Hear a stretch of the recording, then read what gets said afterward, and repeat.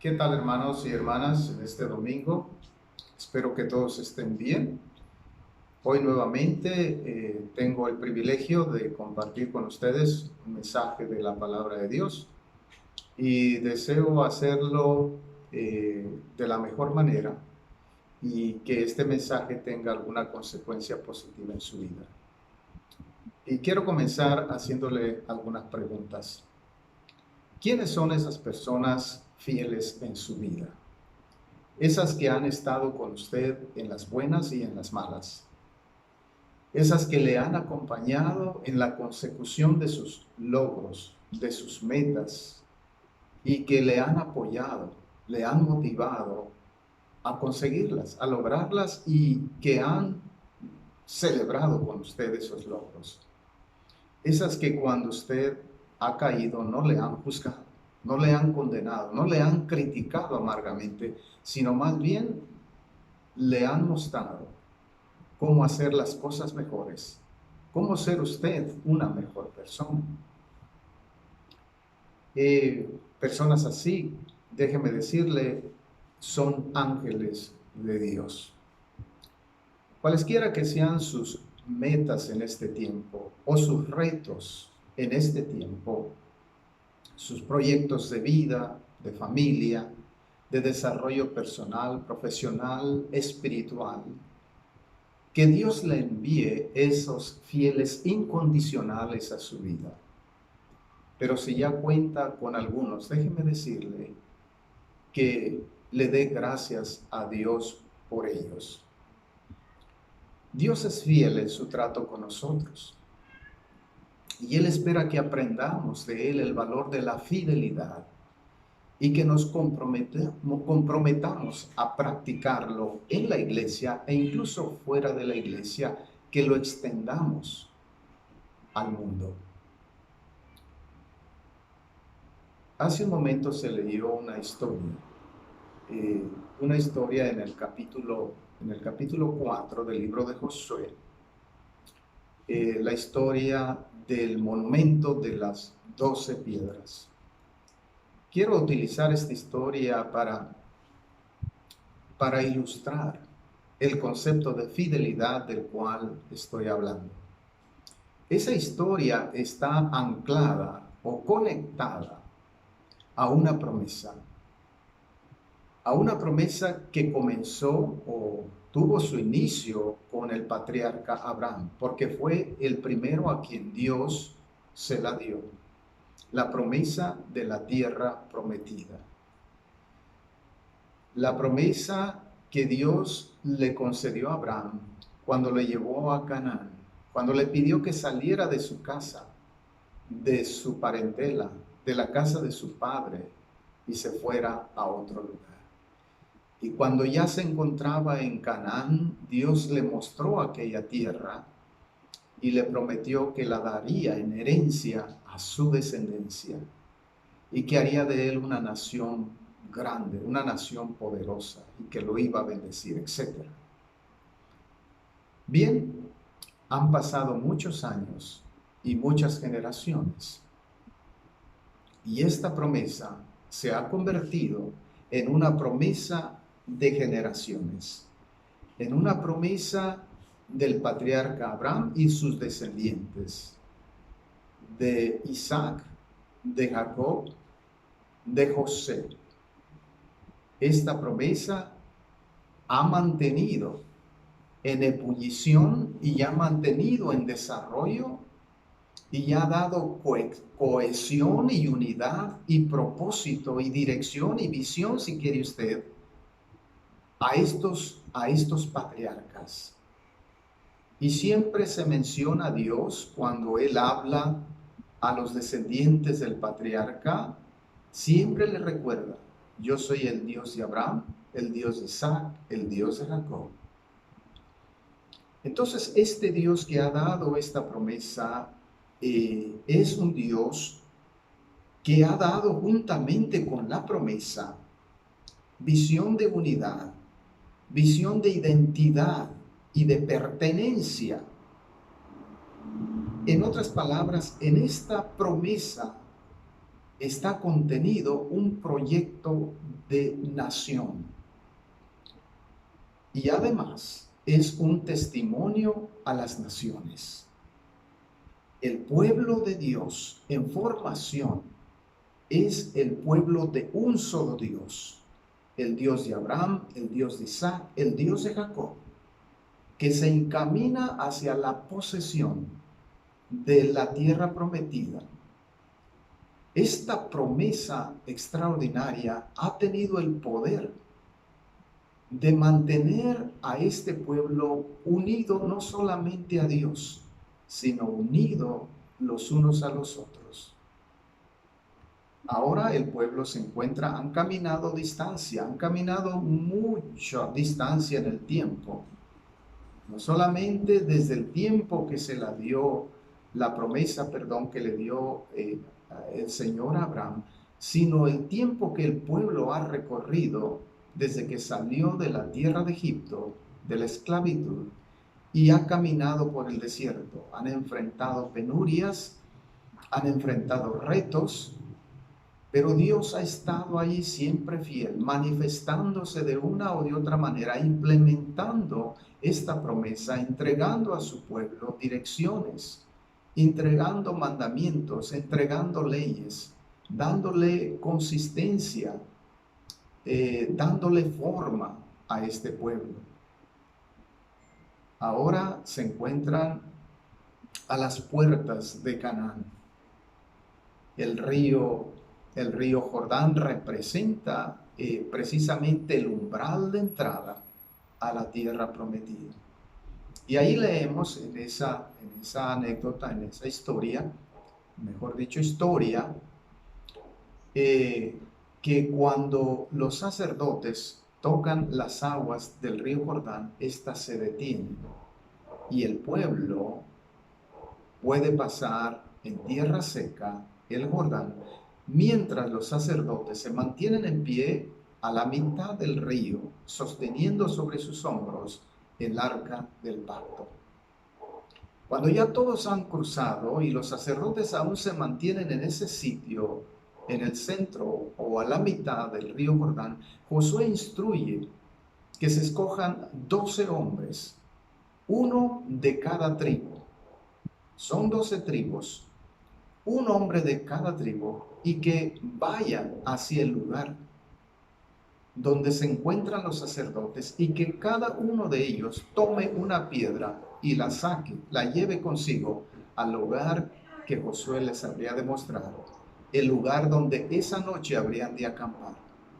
Así lo hacen y acampan en un lugar en las orillas del río Jordán, pero ya del otro lado, llamado Gilgal. Y ahí, con aquellas 12 piedras, vamos a decir, Josué edifica una especie de monumento. Un monumento que es una especie de memorial. ¿Y qué celebra este monumento? ¿Qué memorial representa este monumento? Primeramente, la fidelidad de Dios. Que Dios les ha traído de menos a más. Y de que a pesar de todas las vicisitudes en el camino, ahora están a las puertas de la tierra prometida. Que lo que Dios les prometió está a punto de verse realizado. Pero no solamente es que van a tomar la tierra y que ese es el todo de la promesa. Hay muchas cosas implicadas en esa promesa. Ellos ya han conformado una nación. Son 12 tribus. Son diferentes familias. Y ahora que Dios les ha traído hasta aquí, ellos quieren recordar con este monumento de 12 piedras, primero, la fidelidad de Dios. En segundo lugar, la unidad del pueblo. Recuerden que cada hombre que fue a tomar esa piedra representa a una tribu, una comunidad. Y el traer cada uno su piedra y amontonarlas juntas representa unidad y también identidad y también fidelidad y también apoyo mutuo. Han luchado juntos, han sufrido juntos, han batallado juntos. Y también entonces este monumento representa la cohesión y la fidelidad, la solidaridad del pueblo, que aunque diversas tribus, ellos constituyen el pueblo de Dios. Bien, el cruce del río Jordán y el monumento de las 12 piedras representan precisamente esto, la fidelidad de un Dios que está comprometido con su pueblo y un pueblo que está comprometido con su Dios y con los líderes que su Dios le ha dado para conducirlo, para transformarlo, para llevarlo, para ser una nación, para darle una identidad propia, para darle un territorio al cual ya le ha dado leyes y lo ha conformado en su pueblo, un pueblo de testimonio, el pueblo de un solo Dios, del Dios de las generaciones, de Abraham, de Isaac, de Jacob.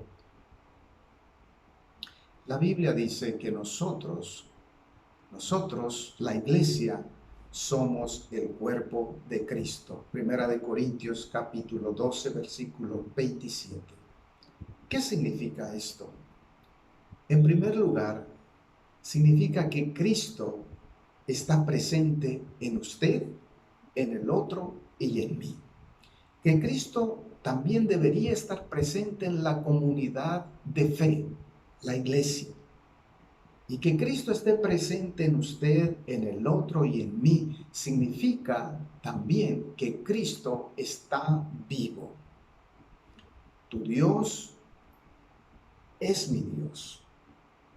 El Dios de Roberto, el Dios de Jorge, el Dios del pastor Fred, el Dios de Pablo, el Dios de Pedro, el Dios de Abraham, el Dios de Isaac, es también mi Dios. Nos une el mismo Dios. Nos da identidad el mismo Dios. Nos ha dado la misma revelación. Nos ha conformado en su pueblo. Nos ha salvado por los mismos medios. Y como dice Pablo, nos ha dado a beber del mismo Espíritu. La iglesia, como pueblo de Dios, así descrito, como cuerpo de Cristo, es entonces el lugar donde experimentamos a Cristo, donde Él se hace real, donde Él se hace alcanzable, tangible, creíble. Ya Cristo no es un sujeto o un objeto de fe. Aquí, entre nosotros está Él. En nosotros está Él. Lo abrazamos y Él nos abraza. Tú me edificas y yo te edifico. Tú me levantas y yo te levanto. Tú me consuelas y yo te consuelo. Tú me exhortas y yo te escucho y tú me escuchas a mí. Nos mostramos sus virtudes, las virtudes de Cristo, su paciencia, su tolerancia, su amor, su paz, su templanza, su perdón, su aceptación, su piedad, su misericordia, su justicia, su caridad, su benevolencia, etc. Reímos y lloramos juntos y nos confesamos nuestros pecados los unos a los otros. Estamos juntos en las luchas. Nos levantamos mutuamente cuando alguien cae, cuando yo caigo, alguien más viene y me socorre. El ejemplo de la fidelidad de Ruth a Noemí, su nuera, es algo que nos puede servir para entender cómo la fidelidad que Dios espera de nosotros tiene que ver precisamente con el compromiso inclaudicable de pertenecer y de ser uno con el otro. No importan las circunstancias, no importan las experiencias, sino fundirnos en el otro. Usted conoce algo acerca de la historia de Ruth y de Noemí. Noemí, esta pobre mujer que ha enviudado, que ha perdido a los hombres de su vida, a su esposo Elimelech y a sus 2 hijos, y ha quedado viuda ella y sus nueras, Orfa y Ruth, y debe regresar a su tierra, debe regresar a los suyos, a su nación, a su pueblo, y le dice a sus nueras: no tengo nada que ofrecerles, nada. Les ruego que se queden con sus familias, que se queden en su pueblo. Pero una de ellas, Ruth, se ancla a ella, se pega de tal manera a ella, que le dice: no me pidas que me quede, no me pidas que te deje, porque donde quiera que tú vayas, iré yo. Tu Dios será mi Dios y tu pueblo será mi pueblo. Donde tú mueras, quiero morir yo, y donde a ti te sepulten, ahí también quiero ser sepultada yo. Increíble la devoción y la fidelidad de esta mujer a su nuera, a su suegra, que solamente es comparable a la fidelidad de Cristo por su iglesia. Es el ejemplo supremo, sublime de fidelidad, en el que Dios mismo viene a habitar en nuestra carne, como dice la palabra. Se encarnó, se identificó plenamente con nosotros, se sumergió en nuestra humanidad, sufrió, dice Pedro, nuestras dolencias, y Él llevó en su carne al madero nuestro pecado, con un objetivo, dice el escritor a los Hebreos, de llevarnos a la gloria, de llevar a muchos hermanos a la gloria. La fidelidad así que nos extiende Dios espera que nosotros la extendamos los unos a los otros. Y no es esta, no es la fidelidad, ¿qué diría? La fidelidad que es fácil de vivir. La fidelidad que prácticamente todo mundo, valga la redundancia, practica. La fidelidad contemplativa, la fidelidad de culto, la fidelidad de iglesia. Una especie de fidelidad mística en la que convierte a Jesús en un objeto de adoración y lo margina a ciertos lugares y a ciertos días de culto, y lo confina al templo, a la misa, a la catedral. No esa fidelidad, sino esta, la fidelidad a Cristo en mis hermanos, miembros de mi cuerpo, que cuando uno de los miembros de mi cuerpo se duele, todos los miembros se duelen con él.